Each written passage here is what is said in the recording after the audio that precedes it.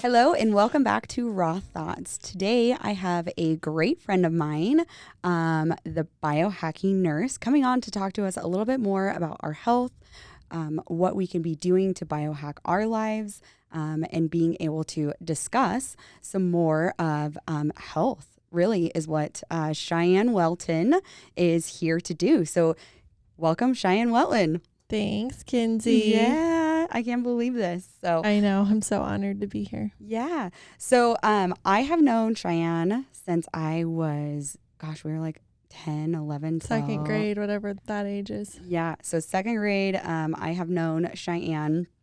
She was, her older brother was actually best friends with my sister. They connected a lot. And then we really formed our friendship from Deer Flat Church. Mm-hmm. So every Sunday we went to different elementary schools actually. And so every Sunday was like the Friends Day, getting, our mochas and, sugared donuts to now we're talking about health. Probably not eating those things, which set me up for my health issues. But Exactly. So Cheyanne, you have really had a background with mental health, depression, anxiety. Talk to us a little bit about like what your past has been. cool. So I'm sure, I don't know if you noticed as a kid, I was always really tired. I couldn't keep up with any of the kids around me. I slept like way more than I should have. In high school, I would come home and just fall asleep. I had no energy, but I still managed to live a pretty like full life. And when I was 17, I lost my dad to suicide, and I'm pretty open about that journey. But when that happened, it was obviously really traumatic. And then my body just gave up on me. And I was bedridden for 3 months after that. And I don't know if it was the trauma that kind of just like stopped my body systems like from fighting. And I had a cancer scare. They didn't know what to do with me. They said, you're going to just be like this. You have chronic fatigue. And basically it didn't do much for me. And that was like the beginning of everything. And that was when I was 17 and I'm almost 29. So I've been researching and trying things for over 10 years now. Cheyanne, we're almost 30. You are 29. I just pray my 30s are a lot easier than my 20s, let me tell you. And I do remember that as a kid, but you were so active. I mean, you were the rodeo queen. I mean, barrel racing was her thing. Like, what'd you win in high school? I was a district champion every year in high school, but in middle school, I won the state championship for 2 years, and then I made it to nationals and placed in the top 10, which was really, really fun. That's awesome. I remember that, always going out to your house, having the horses. Like, you would have never thought that you were struggling with fatigue because you were always active. Your parents were so active. I mean, in sports, basketball, like on all, everything, you were just doing stuff. Like, you were just forging through all of that fatigue. And a lot of us kids didn't know that you were struggling with that. Yeah. And I think those are things that keep you going. So I always advocate for people to just get up no matter what you're going through. And get outside and do those things. I think after I quit riding horses, actually, my health got worse too, which is a really interesting going back. I think riding horses, getting outside was very therapeutic for the trauma that I've endured, as well as I talk a lot about grounding and sunshine and how that helps our body like really receive electrons to heal ourselves. And it turns off our epigenetics. So if you're scared, you have a genetic destiny. Maybe things are running in your family that you think is going to happen to you. There's things called epigenetics where we actually have the ability to turn on and off our genes through our environment, our toxic load, our thoughts, how we process trauma. Yeah. And you are one of the top 50 in the world for biohacking. That's seriously unbelievable.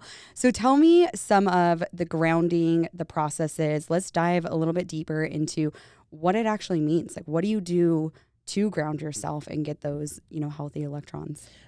So this is a challenging thing because we live in a city now with a lot of Wi-Fi technology, apartment buildings. If you're not on the grounded floor, you're already at a risk for like having more symptoms in general, whether it's anxiety or irritability. And so especially if you live in the city and you don't, your where you sleep is not on the ground level, you really need to make grounding a priority. The hard part is talking to a lot of like environmental engineers and nature experts is like some grounding even in the city won't give you the benefit anymore because it's on too many power grids. And so that's why people want to like get out of the city and they go to the beach or they take weekend trips to the woods. Like, do you know that feeling when you go into the mountains? Yeah. Oh, I do. Yeah, right? All the symptoms almost go away. Yeah. Whatever you're dealing with, stress, trauma, you get creative when you're in nature. You get happy. I feel like you can really look back on relationships. Maybe you're struggling with one or you struggled with one and you're like, wow, you get these like turning points in your life. That's what nature's doing for you actually on a like a biochemical level. Absolutely. I mean, I think a lot of us, especially living in Idaho, we need those things. We want to go out into, you know, the nature and be able to just feel what is truly raw about it, is that there isn't all of these external, you know, processes going around us. There's not the cars, there's not the sounds. Like, we're not thinking about all of these things. And even if we're not thinking them, our brain is still taking in all of those you know, emotions and taking in all of those just triggers for us, if we know it or not. Yeah. I was talking to someone just about like triggers, environmental stimuli. Like the brain is constantly responding. So sometimes you have to ask yourself, what actually are you giving your brain to respond to? And those are where your life, I think, is truly going to change. So how does somebody that lives in the city, or even, you know, outside of the city, but lives on the second floor, like, what really is the process of grounding? So if you live on a second floor, I would say to prioritize going outside in the mornings, getting, if you have a patio, get morning sun. It resets your circadian rhythm. So that's going to help a little bit. It's also going to help you in your cortisol balance. Like if we have too high of cortisol, we feel stressed, we feel wired. We have excess weight that we can't lose. If we have low cortisol, which is actually my patterns with the chronic fatigue, it's hard for me to put on weight and muscle. You're more in a catabolic state. You're not building. And so it's hard to build your hormones. So I was low hormones.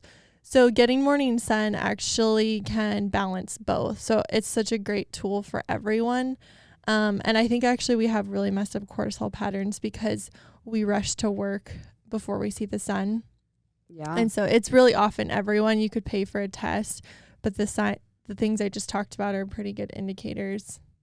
Yeah. And I know that, you know, on your Instagram, you really challenge people to go outside, take their shoes off, you know, really feel. So what is something else besides grounding that can be free at home and really take a little bit more control of your life? Well, the grounding is important and it's cool because I actually encourage you to shut off your phone too, or else you won't get the true benefits.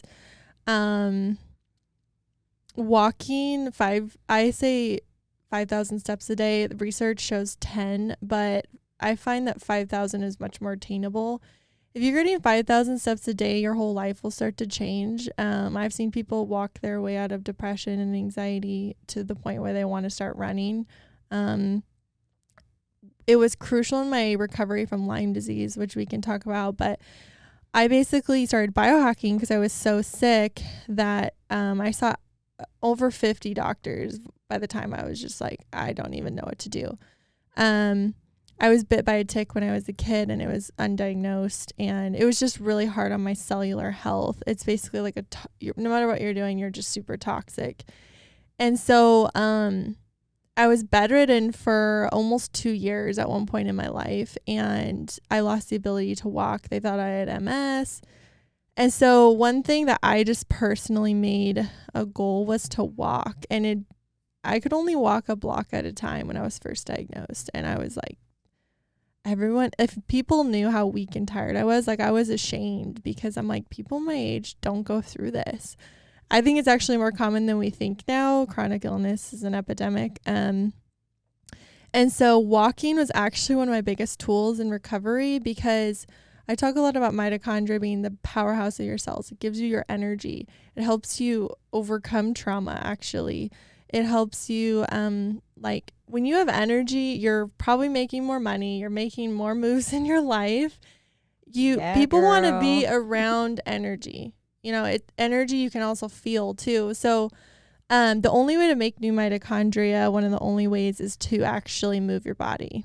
So no doctor taught me that. They were like, you know, you're just tired. And so it's like, I have to come up with ways that I can actually create new energy. And a lot of that was movement, sunshine, this grounding. And it's still a part of my life because I tell people what makes you well, you have to keep doing. Like, don't stop and go back to your old life. Absolutely. I mean, I think that especially, you know, working as a paramedic, and people would stop their medications. And I'm like, why did you stop your medications? They're like, oh, I felt good. And it's like, you felt good because you were taking that. Mm-hmm. You feel good when you work out. So if you stop doing that, you're going to go down the route that it doesn't feel good again. Yeah.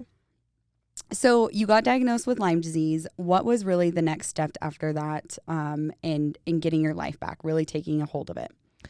So I felt like I had won the lottery once I got a diagnosis, but then when I started researching, I realized I was screwed because one, it was known as incurable. That was almost 10 years ago, or I was 21 at the time. And I guess I had been studying natural health so that I could be better prepared to keep researching. So I had just tried a lot of things personally because doctors, it's not covered by insurance. So you're already at a loss. You're like, and usually natural methods are the best way because when it's chronic, antibiotics cannot even touch it. Antibiotics also damage mitochondria, which you're trying to improve. It ruins the gut microbiome, which you need to strengthen to ultimately overcome most diseases. And you have a risk of kidney and liver failure. So that was what I was up against. And he said, we're going to do IV antibiotics. And this was a world specialist. And I went into his waiting room and I interviewed everyone in that waiting room. And I said, how long have you been here? And are you better? And they had all been there 1 to 2 years and no one was better. Wow. But yet they're still doing it. And that's where I think just biohacking and taking control of your health is actually a complete behavioral change.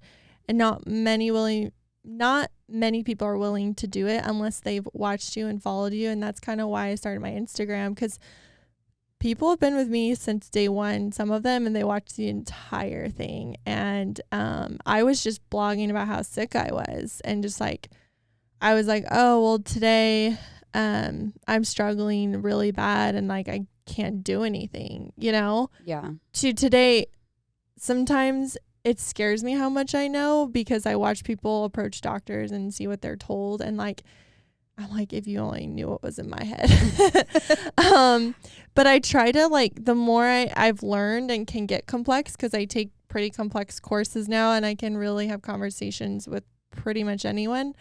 I actually am like, how could I have simplified things to make it more attainable? And no one taught me that. No one showed me that this journey would be way longer than I thought.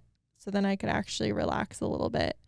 That I could surrender to the lows and the highs, that going through detoxing and changing everything in your cabinet. And my home now, I just did an interview this morning. I took my house for mold, which is one of the number one causes of disease, both psychiatric and physical health. And then I check my home for EMFs, which can cause irritability, fatigue, nervous system issues. I have so many clients that just reach out and they're like, I have buzzing in my head and I just can't. And I'm like, yeah, that's the symptoms where people are dealing with now. Buzzing in your head all day, and a psychiatrist is going to tell you you're crazy. Yeah. But they actually are very toxic and they live in a toxic environment. And some people I'm like, okay, can you go outside and ground and tell me how you feel? Some people are like, oh, I'm not anxious anymore. And so this morning I had a special guest in my home, and he basically tells he like sees your symptoms and he goes to your house and tells you what's making you sick. Wow. And that's locally. He is local to Idaho, but he travels nationwide, and he basically, he does celebrity homes now because people are catching on. But he's a good friend of mine, and he can't keep up with the demand. Yeah. The more that we get, right, technology, we're in these microphones, we're in these cameras, our phones, internet, like you said, all these things are expanding. We really have to look inward on the human body of what it's doing to us physically, but not only physically, but more importantly, our emotionally and our mental health. And I know you have really, struggled with some of those things, trying to take those negative, toxic relationships out of your life and taking those toxic, food and energy levels out of your life to be able to really make that passionate. What was that like? I know you're very open with the process of your dad. I remember, it was our spring break when he committed suicide. And I know that really takes a lot of drive in what you do now, because you want people to be aware of it. You want people to take it to the next level and say, hey, eliminate these things and you're going to feel better, emotionally, physically, mentally. How is that really striving with you with your dad passing? What's hard for me is if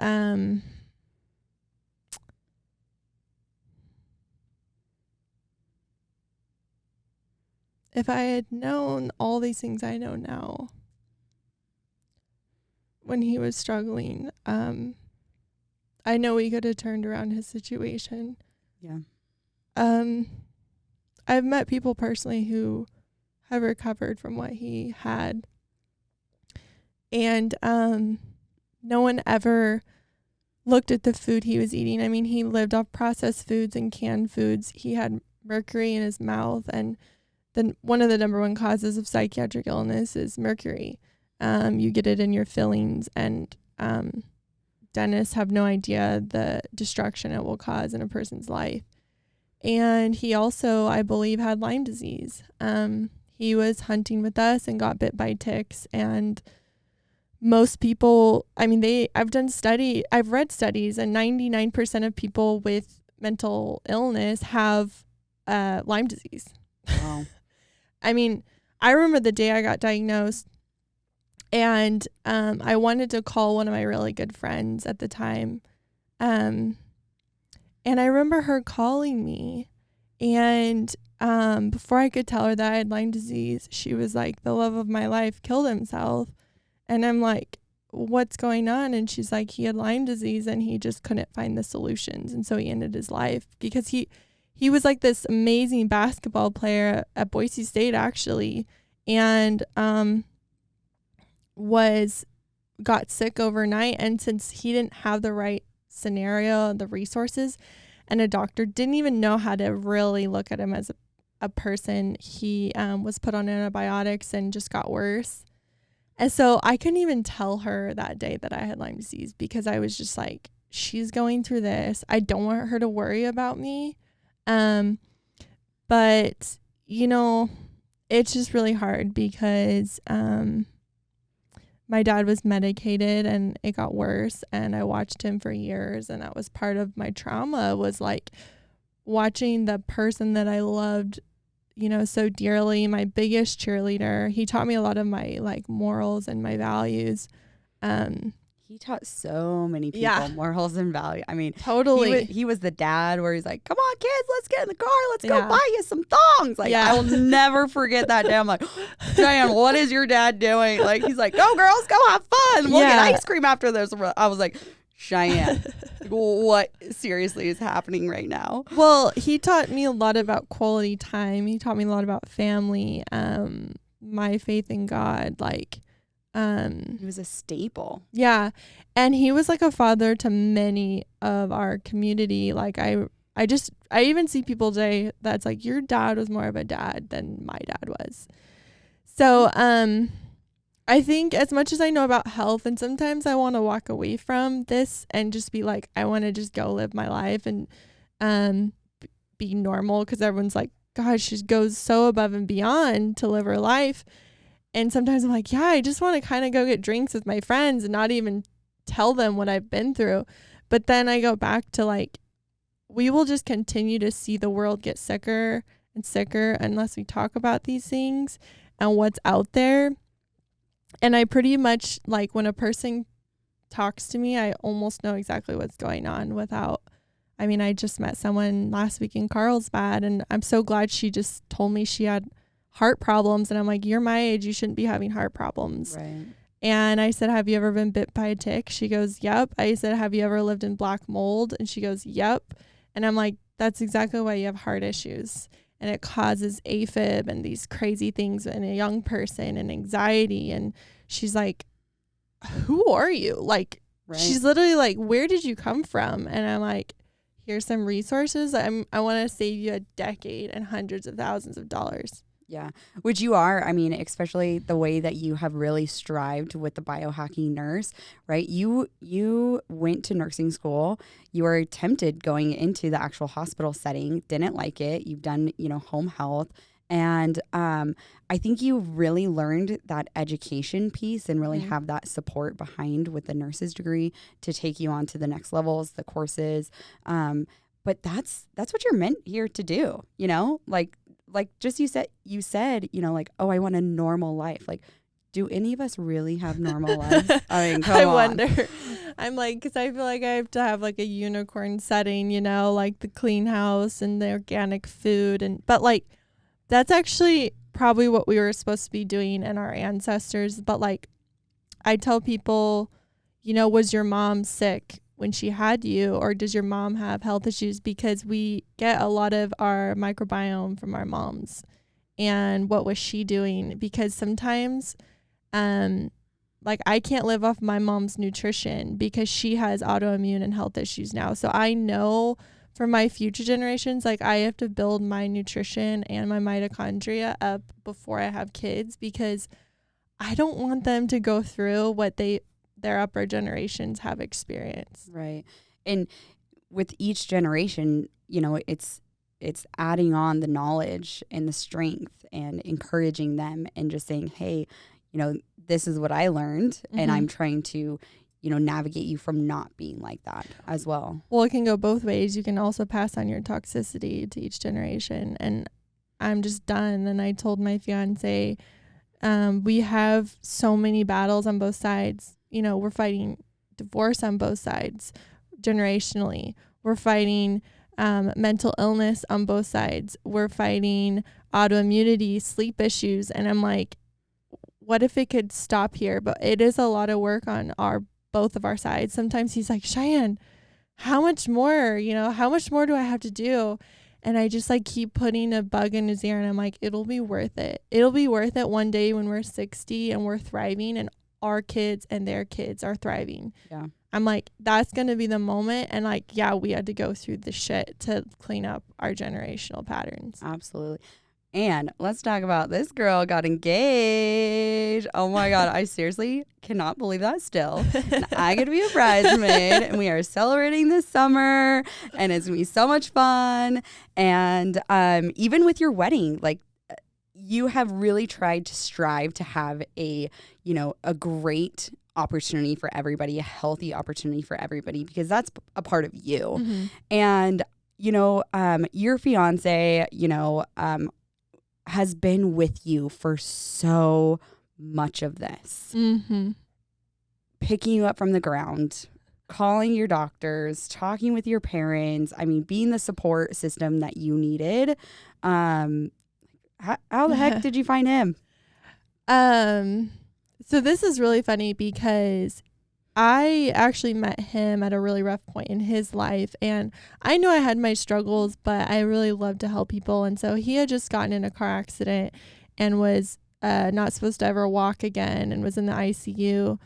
And when he came out, we were just college friends at Boise State. And I remember the first time, though, I met him before his accident, and he definitely treated me like he was going to marry me from the first time we saw each other. And I was like, get lost. Like, this is not happening. And, but we exchanged social media or something at the time. So we always stayed in contact. And I remember, the first time that I thought I had MS and started having symptoms, my legs gave out and I was dancing at a wedding.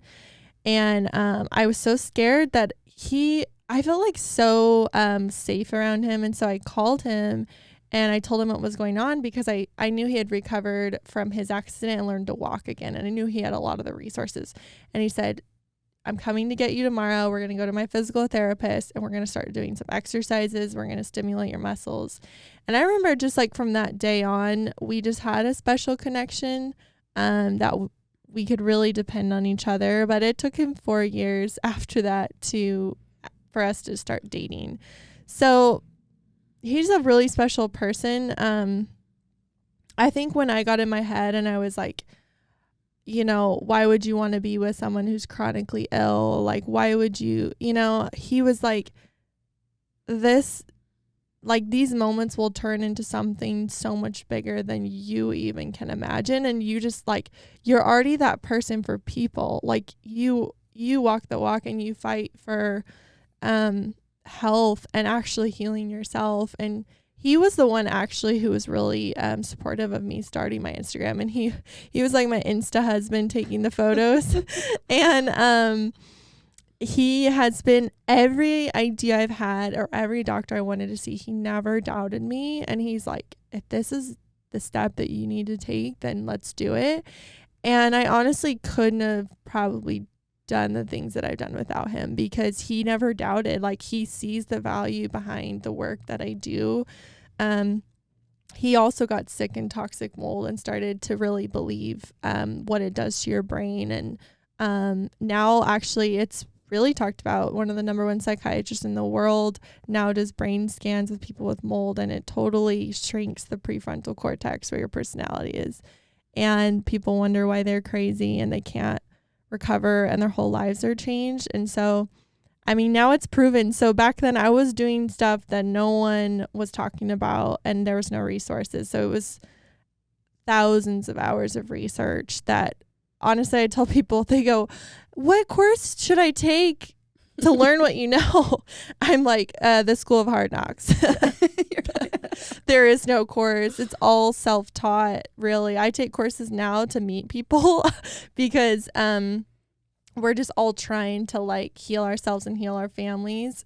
And but sometimes I'm like, the life experience is so much more. And now I usually only work with people or ask for help if they've had a similar life experience as me. Yeah. And I think that's one of the biggest reasons why I really wanted to bring you on this podcast, is because I want people to have that knowledge and be able to reference to others about what they've gone through. And if one person reaches out to you and say, oh my gosh, all those symptoms that you're talking about, I feel that, so many people in our lives and our age, they're renting. Mm-hmm. They're renting homes. They're in and out of places. And the home is where you're surrounded by. Mm-hmm. And even in your bathroom, mm-hmm. so much mold around there. And taking those steps, it's not something that people, really look into, mm-hmm. right? I sell real estate. We do home inspections. We look into the attic, the crawl space, these water damages. But people don't realize that it's also the way that they're living. Mm-hmm. It could be your job, mm-hmm. and you're like, why when I'm in that room, I feel so negative and I feel so down and I feel this anxiety come over me. It's the environment you're putting yourself in. By the way, most government buildings, since they're so old, have tons of mold. So anyone who works in those, if I'm screening anyone, like they're way most likely to have a mold issue. Post offices, schools are very bad. Teachers are very sick with mold, as well as students. If you look at a child with autism, you usually can see sky-high levels of mold. And that's very much linked to the mother's exposure as well. Wow. And so being locally, how do people really find out if they have mold in their environment? So this is where the medical system fails us, sadly. I do believe in acute care for medical care, but that's pretty much all I use it for. Functional medicine is kind of catching on to environmental toxicity, but they still don't understand it very much. So there are some testing things that you can do. Mostly urine tests cover metabolites of mold, other toxins like glyphosate. We could talk about toxins for days, but they basically disrupt your cell, the ways your cells function. You can measure it, which I think is important, but I think avoidance and just living a clean lifestyle is going to get you way farther without spending all the money. For legal purposes, some people do the testing, but testing doesn't necessarily give you a clue how to treat it, in my opinion. Right. Yeah, and they definitely do. There are places that remediate mold. It's not just that you have to move out of it. There's remediations that you can be able to take upon. And I'm very picky on those as well, because I've seen horrible ones that got my clients 10 times sicker. So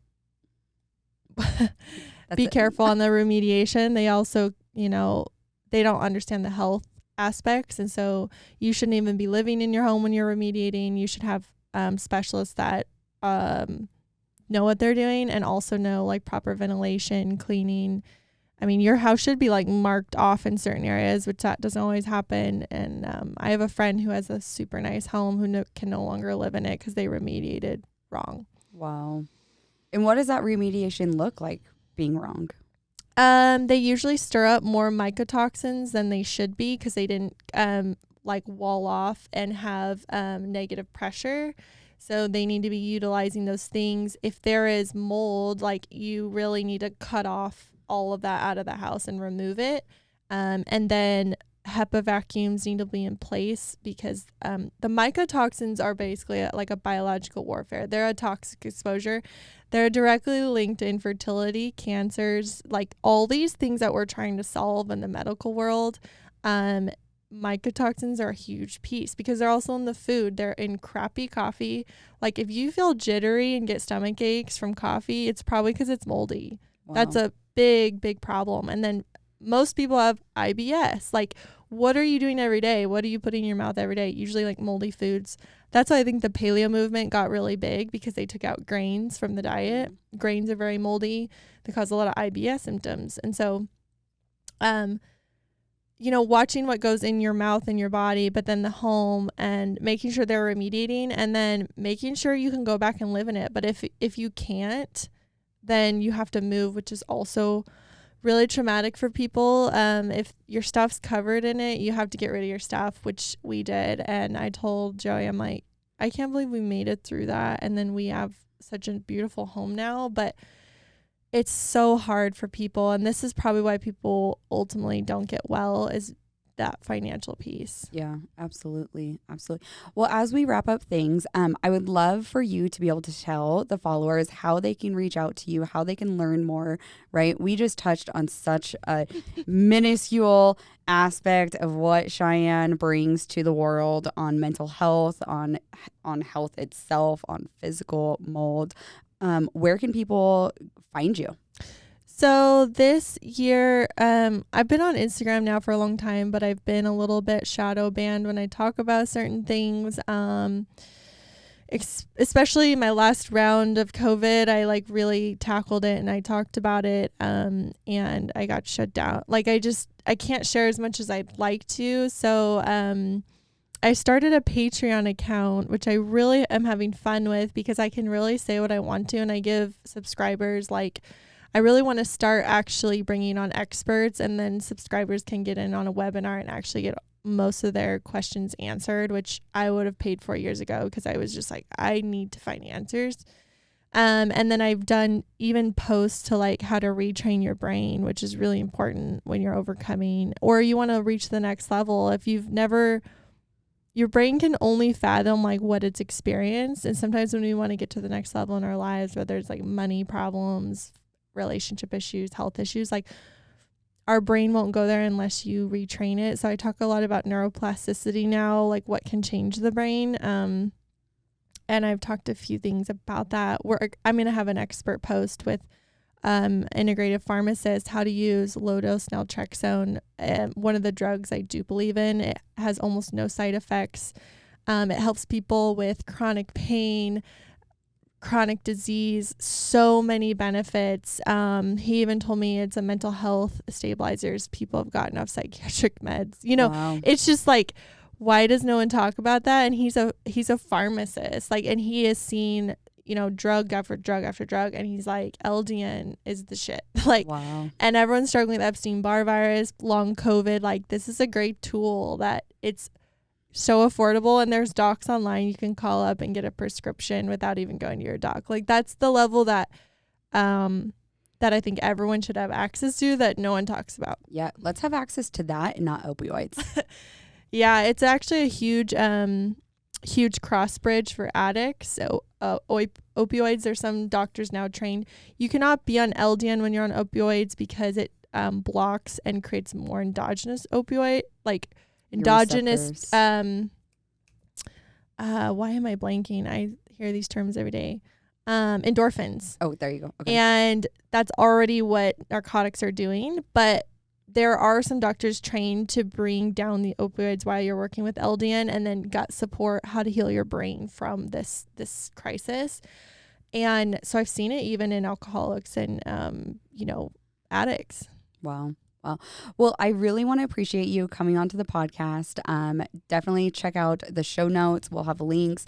You have biohacking for your sleep, your health, your home. I mean, anything, honestly, that you want to talk about, this girl's got it. So definitely go follow her. I would love to know, how your webinars go and get some of, the followers on there to be able to ask questions and really dive deep into taking hold of your life, hacking the systems that we have, and really, really taking control back of our lives and, more importantly, our health. Mm-hmm. One last note, I really love to push the advocacy of suicide awareness. Is there any one last note that you could give people if they're really in that rut in thinking suicidal thoughts?